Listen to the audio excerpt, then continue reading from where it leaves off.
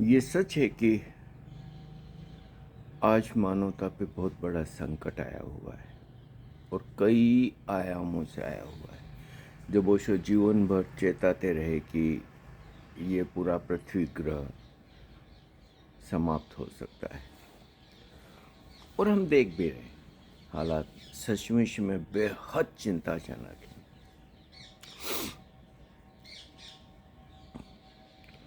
लेकिन ये भी सच है कि जितनी बड़ी जोखिम है उतने ही बड़े संबुद्ध ओशो आज हुए। इस मानव जाति ने कभी भी ओशो जैसा रहस्यदर्शी पहले नहीं देखा। एक से एक संबुद्ध हुए, लेकिन ओशो ओशो है। एक तो ओशो आज के मानव की भाषा बोल रहे हैं, पूर्व के संबुद्ध उसके उस समय की बात कर रहे थे, तो फर्क आ गया। दूसरी चीज, ओशो के द्वारा पूरी पृथ्वी पर हुए सारे संबुद्ध फिर से जिंदा हुए, फिर से उनके संदेश जिंदा हुए, उनकी ध्यान विधियां जिंदा हुई, उनकी कार्यशैली जिंदा हुई, वो फिर से मानवता को उपलब्ध हुए। ऐसा महत् कार्य किसी संबुद्ध ने ओशो के पहले नहीं किया। अगर ओशो के कार्य का आकलन किया जाए तो जो अनेकानेक ओशो ने अद्भुत काम किए, उनमें एक बेहद रेखांकित करने वाली बात होगी कि ओशो ने सारे संबुद्धों को फिर से मानवता को उपलब्ध करवा दिया। क्योंकि अब किस संबुद्ध से किसका कहाँ तालमेल बैठ जाए कह नहीं सकते।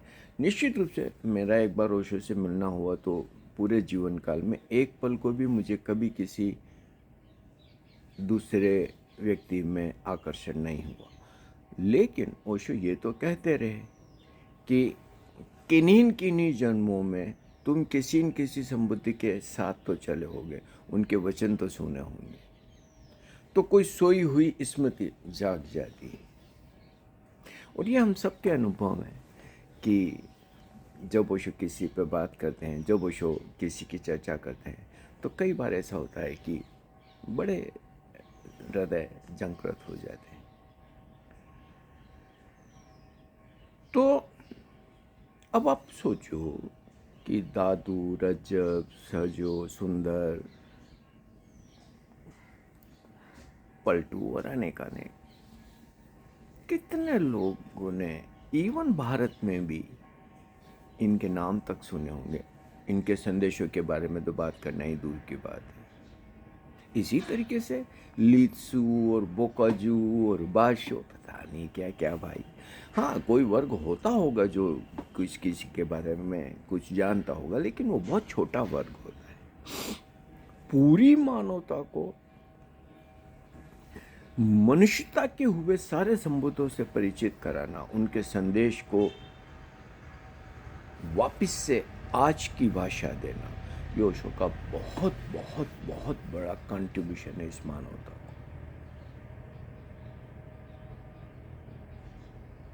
अब ओशो ने अपने देह में रहते जितना भी वे श्रेष्ठ से श्रेष्ठ काम वो कर सकते थे करते रहे। बहुत शुरू के प्रवचनों में महिपाल जो एक फिल्मी कलाकार थे, वो ओशो से पूछते हैं कि आप, मैं देख रहा हूँ कि थोड़े से जल्दी में दिखते हैं। तो ओशो बताते कि जब तक जो काम मुझे करना था मैंने किया, लेकिन अब मुझे दूसरे लोगों से काम करवाना है और दूसरे लोग समय की अर्जेंसी को समझ नहीं रहे, तो उनसे ठीक से काम करवाने के लिए ये जरूरी है। आज जब मैं देखता हूँ मोबाइल को, इंटरनेट को, हर हाथ में मोबाइल है, आज पूरी दुनिया की जानकारी सहजता से उपलब्ध है। संचार माध्यमों का ऐसी क्रांति इस पृथ्वी पर कभी नहीं घटी और ये ओशो के होते नहीं हुआ था। सोचो कि ओशो तो शुरू के सालों में कोयले की ट्रेनों में भी यात्रा करते थे, और कोयले की ट्रेनों में जिन लोगों ने यात्राएं की उनको पता होगा कि कैसा नारकी अनुभव होता था। और ओशो ऐसे रूट पे भी निकलते थे जैसे चित्तौड़ से और निकले होंगे। मीटर गेज की ट्रेनें होती तो एक ही होती थी। 100 किलोमीटर चलने के लिए 6-7 घंटे लग जाते थे। घंटों तक क्रॉसिंग के लिए ट्रेनें पड़ी रहती थी। तो ओशो ने अथक प्रयास किया। ओशो अपनी तरफ से जो बेस्ट से बेस्ट कर सकते थे करते रहे आखिरी पलों तक।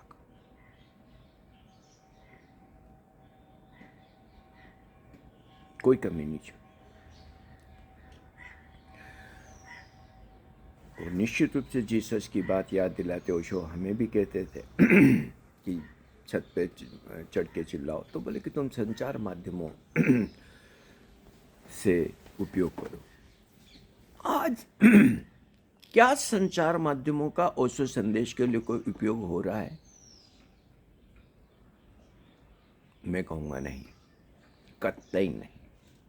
इतने चैनल्स है, इतनी सोशल साइट्स है, इतना इंटरनेट का माया जाल है, और कैसे न कैसे, मैं तो इतनी जानकारी नहीं रखता, लेकिन जब मैं सुनता रहता हूँ एलन मस्क की ये और वो और स्टारलिंक और पता नहीं क्या क्या हो रहा है, क्या इसका हमने सदुपयोग किया ओशो संदेश को दुनिया तक पहुंचाने के लिए?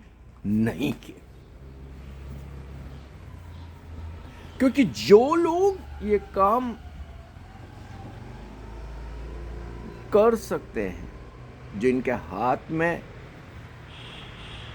सूत्र है, वो वैसा नहीं करे। मुझे आज भी याद आता है, एक किसी को एक बार शिविर के लिए मैं पूछ रहा था, तो बोले कि मेरे को सिर्फ और सिर्फ वहाँ मैं शिविर लेने जाता हूँ जहाँ 5 स्टार होटल और हवाई जहाज जाती है। ये मानसिकता की बात कर रहा हूँ। ये जो 5 स्टार और ये जो फ्लाइट्स, ये जो लग्जरी,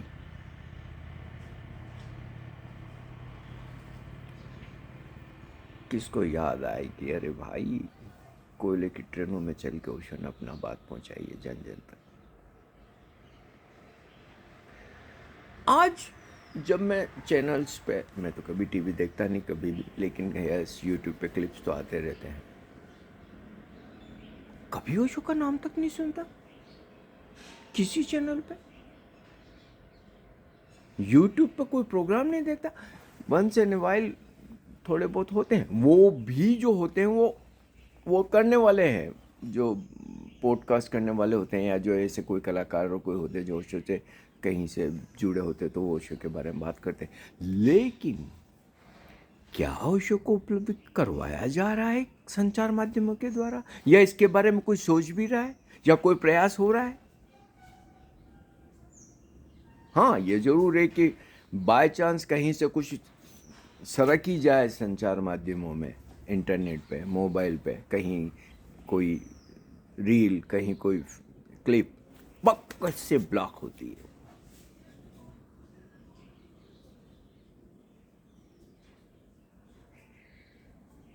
ये गुनाह है, ये मानवता के साथ बहुत बड़ा गुनाह है।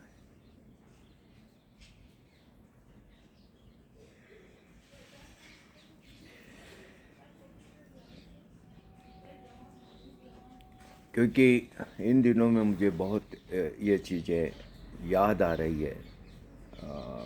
ओशो बहुत याद दिलाते रहे मृत्यु की, क्योंकि मृत्यु की जब तक याद नहीं आती तब तक जीवन रूपांतरण मुश्किल होता है। ओशो ने बहुत सुंदर बात बोली कि जब कोई तुम्हारा प्रियजन विदा हो तब अपनी मृत्यु को याद करो, क्योंकि तब मृत्यु तुम्हारे बहुत करीब होती है।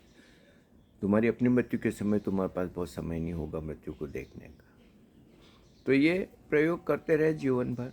और अभी पिछले कुछ दिनों से भूली के साथ जब देखा तो निश्चित रूप से 24 घंटे इस पे काम हो, क्योंकि 24 घंटे इस बच्ची के साथ रहते हुए जैसे कि मेरे देह का ही विस्तार है।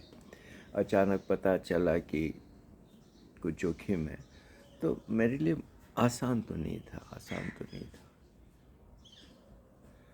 और जब मैंने ओशो को सुनता रहा और ओशो के जो प्रयोग है, तो मेरे को लगा है कि इस मानवता में मैं कोई अकेला तो नहीं हूँ यार। करोड़ों अरबों लोग हैं और करोड़ों अरबों लोगों के जीवन में पता नहीं क्या क्या हो रहा है। क्यों नहीं हर प्यासे तक ओशो पहुंचे? और ये जो जो जो जवाबदारी है वो पूरी क्यों नहीं की जानी चाहिए? प्रयास क्यों नहीं किए जाने चाहिए? और मैं सिर्फ इसीलिए कि जब इन संचार माध्यमों पर या किन्हीं भी क्षेत्र में ओशो उपलब्ध नहीं हो पाते हैं या ओशो अनुपस्थित हो जाते हैं, तो ये जबलाधारी, मालाधारी, देवदत्त, लठ भारती जाके बैठ जाते हैं। किसी चैनल पे ओशो तो आए नहीं आए, कोई कार्टून जाके बकबक करने लगता है, तो वो तो ओशो का और नुकसान हुआ। वो तो न जाए तो ज़्यादा बेहतर। वो तो जड़ों में मट्ठा डालने का काम कर रहा है, अपनी वासना के लिए, पैसे के लिए और पुजवाने के लिए। अगर आज ओशो उपलब्ध हो, असल ओशो उपलब्ध हो, तो इन नकलचियों को कौन सुनेगा? क्यों सुनेगा? ओशो का जादू कैसा कैसा न बोले, और सुन के कोई भी चमक कर जाए कि चीजों को इस तरीके से भी देखा जा सकता है, सोचा जा सकता है, बोला जा सकता है।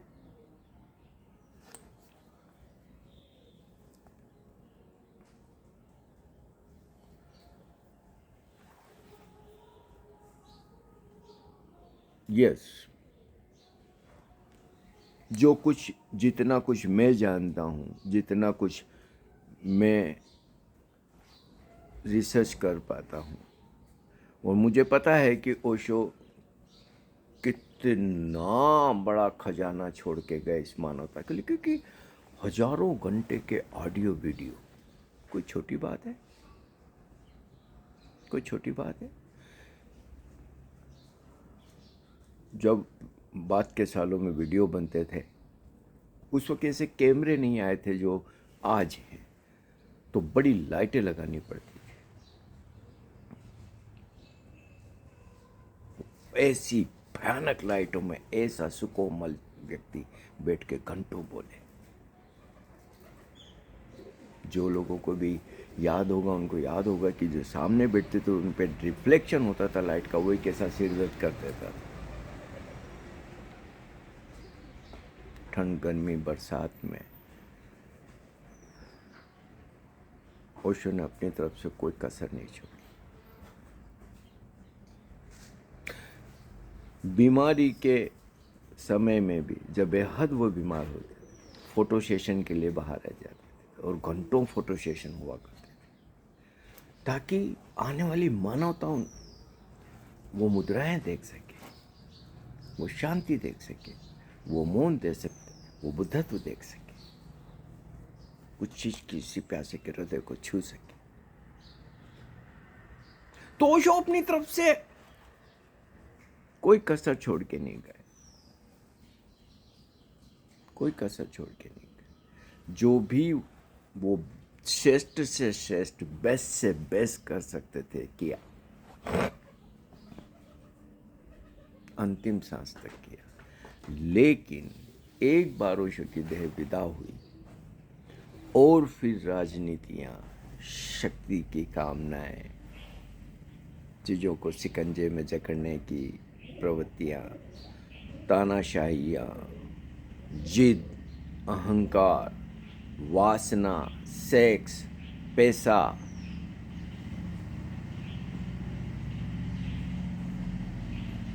नुकसान मुझे बड़े से बड़ा ये लगता है कि जब गंगोत्री पर ही चोट पड़ जाए, जब गंगोत्री की धारा को ही रोक दिया जाए और रुद्ध कर दिया जाए, तो वाराणसी में आके जो गंगा विराट होती है, वो संभावना भी खत्म हो जाती है। और वो संभावना खत्म हो गई। आज ओशो को विराट हो जाना था, पूरी मानवता को छू लेना था। इन 30-35 साल कोई कम होता है? और इस इंटरनेट के जमाने में अगर आज बहुत सारी जोखिम आई हुई है पृथ्वी के ऊपर विज्ञान की वजह से, और विज्ञान से जो बने हुए शस्त्र उनकी वजह से, उन्हीं का उसी गति का उपयोग तो उस संदेश के लिए भी किया जा सकता है।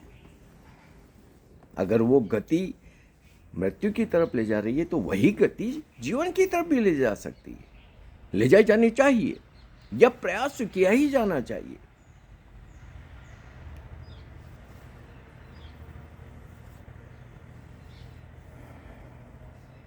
इन संदर्भों में जब मैं इस आधार पे जब मैं देखता हूँ तो मुझे हैरानी होती है कि यार मैं यहाँ बैठा बैठा रास्ते पे 24 घंटे बैठे ही रहता हूँ, कोई काम तो होता नहीं मेरे पास।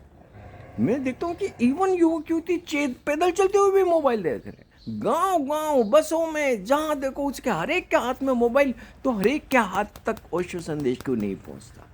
क्यों नहीं पहुँचना चाहिए? क्या प्रयास किया जा रहा है इसके बारे में? हाँ, इसे किसी प्रयास को कभी बाय चांस होता है तो ब्लॉक जरूर किया जा रहा है, रोका जरूर जा रहा है। छोटा सा जीवन है, बहुत क्षुद्र वासना है, और इस छोटे से जीवन और क्षुद्र वासना और अहंकार और शक्ति की कामना के पीछे ओशो जैसे संदेश को अगर मानवता को उपलब्ध होने से रोका जाता है या कहीं अवरोध बना जाता है तो इससे बड़ा कोई पाप नहीं हो सकता।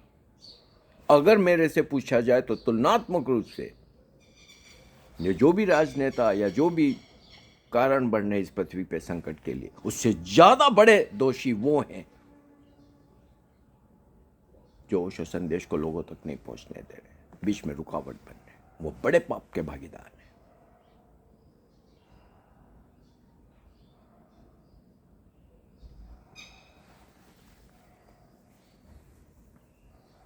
और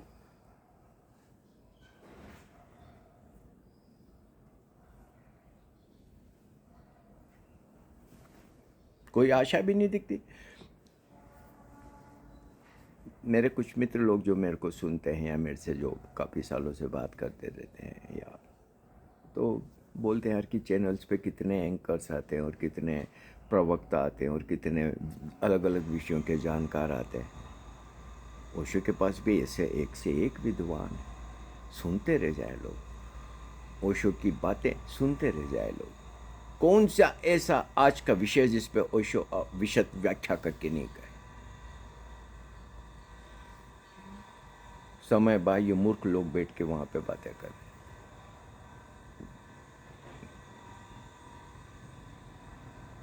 निश्चित रूप से इन दिनों में मुझे थोड़ा ज़्यादा निराशा लग रही है, क्योंकि जब मैं अपनी एक वेदना से गुजरा और मैंने देखा कि ओशो कैसे ऐसे समय में कितना बड़ा ताकत बन जाते हैं, तो ये तो हर किसी को ज़रूरत है यार, हर मनुष्य को ज़रूरत है। कोई एक व्यक्ति में कोई खास बात थोड़ी होती है क्या?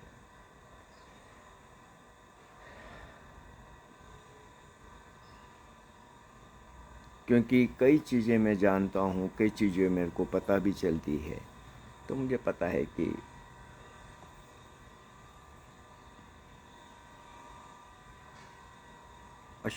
ओशो की अकूत संपदा पर बहुत कुंठित लोगों का अधिकार है,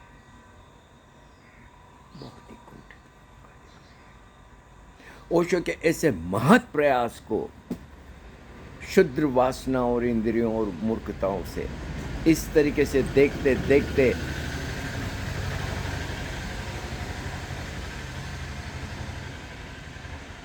रोक दिया जाएगा, इसकी कभी कल्पना भी नहीं, इसकी कभी कल्पना भी नहीं,